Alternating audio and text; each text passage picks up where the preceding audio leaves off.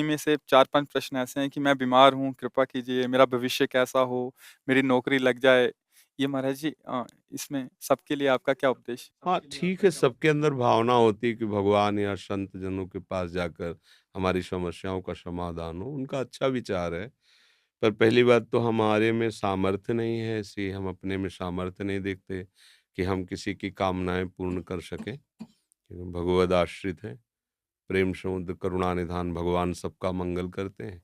उन्हीं के नाम का जप करो, उन्हीं के चरणों का आश्रय ले लो, तो तुम्हारी कोई भी कामना ऐसी नहीं है जो पूर्ण ना हो जाए। पर क्या है कि हम लोग पापाचरण नहीं छोड़ते। जैसे लोग कहते हैं ना कि भई हमने देखा नाम जप करके 10-5 दिन या कुछ हमारी कामना पूर्ण नहीं हुई। नाम जप तो आप थोड़ा करें, इसके बाद जो पापाचरण कर रहे हैं, जो गलत किसी भी कामना की पूर्ति के लिए अगर राक्षसों ने भी अनुष्ठान किया तो आप पढ़ के देख लो।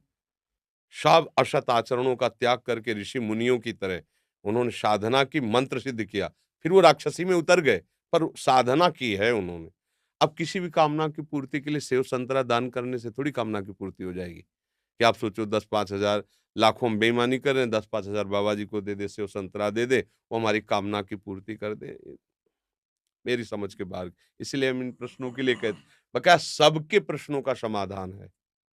निश्चित, यदि आप सही आचरण अपने कर लो, क्योंकि तुम्हारे दुःख का कारण तुम्हारे बुरे आचरण हैं, पुराने, और अभी तुम नए बुरे आचरण कर रहे हो, तो अब थोड़ा भी सुकृत करोगे, तो बुरे आचरण फन काढ़ करके खड़े हो जाएँगे तुम्हारे नाश के लिए, क्योंकि वो नष्ट नहीं होना चाहेंगे, तुम्हें दंड देंगे, तो तुम्हारे सुकृत से अश्रद्धा कर देंगे, संतों से अश्रद्धा कर देंगे, भजन में अरुचि पैदा कर देंगे और वो फिर आक्रमण करेंगे।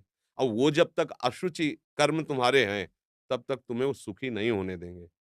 अगर नौकरी भी लग गई है, फैक्ट्री भी चल रही है, तो ऐसी बाधा खड़े करेंगे, और टेंशन मुक्त नहीं हो सकते। तब लगी कुशल न जीव को सपने मन विश्राम, जब लगी भजत न राम को शोक धाम तज काम। पक्का सिद्धांत है। आप सब अपने आचरण सुधार लो, खान पान सुधार लो, और अगर थोड़ा भी रामकृष्ण हरि जपोगे तो तुम्हारा मंगल हो जाएगा।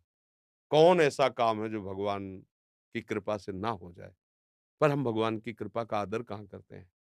मनमानी हम विषय भोगें, गंदे आचरण करें, और कुछ बिहारी जी या किसी संत को हम दे के अपना काम बनाना चाहें, तो यहाँ घूस नहीं चलती। अगर तुम्हें अपनी कामना की पूर्ति करनी, तो पहले आचरणों को सँभालो आप। आप अपने आचरणों को ठीक करो, जो मूल बात है। ऊपर पेंट पोतने से कुछ नहीं होगा, नीचे नींव मजबूत नहीं, पूरा ढह जाएगा। अभी वर्तमान की कोई भी सेवा, कोई भी दान पुण्य आपका एक कर्म हुआ ना, तो आपके हज़ारों ऐसे कर्म जो आपका नाश करने के लिए तैयार हैं। अब अगर आपको कोई बचा सकता है, तो जो उनको माफ़ कर सकता है, वही बचा सकता है। वो केवल भगवान श्री हरि हैं। इसीलिए संतों की बात जल्दी समझ में नहीं आती।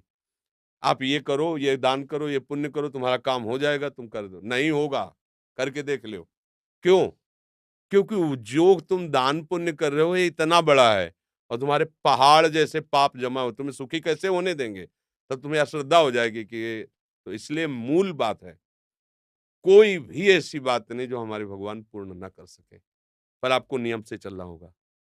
आप शराब पियो, मुर्गा बकरा खाओ, व्यभिचार करो पाए माई माई बहन से, चोरी करो, हिंसा करो, और आप सोचो उससे कुछ हम धन दान करके या कोई हमारी कोई कामना की पूर्ति करने में समर्थ नहीं भगवान के सिवा। तुम चाहे जितने पातकी हो, भगवान का आश्रय ले लो। जिनका चरण धुवन गंगा जी हैं, जिनके चरणों का चिंतन कर कर बड़े-बड़े महात्मा हो गए, उन्हीं से तुम्हारा मंगल होगा, और कहीं मंगल हो जाए ऐसी हमारी भावना नहीं है।